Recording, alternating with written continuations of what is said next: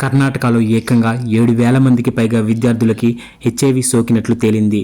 దీంతో engineering, degree కాలేజీల్లో HIV testing, counselling క్యాంపులు ఏర్పాటు చేయాలని రాష్ట్ర ప్రభుత్వం నిర్ణయించింది.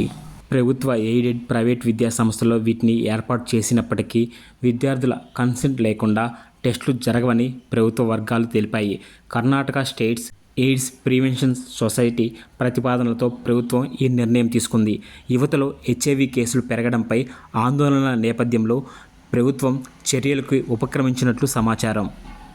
నేషనల్ ఎయిడ్స్ కంట్రోల్ ఆర్గనైజేషన్ లెక్కల ప్రకారం దేశంలో అత్యధిక హెచ్ఐవి కేసులున్న మూడో రాష్ట్రంగా కర్ణాటక. ఈ రాష్ట్రంలో సుమారు 2.60 లక్షల మంది హెచ్ఐవి బాధితులున్నారు. కానీ 2.5 లక్షల మంది మాత్రమే చికిత్స తీసుకుంటున్నారు. ఇక కర్ణాటక ఎయిడ్స్ సొసైటీ డేటా ప్రకారం 18 నుంచి 35 ఏళ్ల వయసున్న వారిలో హెచ్ఐవి కేసులు విపరీతంగా పెరుగుతున్నాయి. 2023, 2024లో దాదాపు 44,500 మంది యువ హెచ్ఐవి బాధితులుండగా ఈ సంఖ్య 2025, 26 నాటికి 66,600కి పెరిగింది.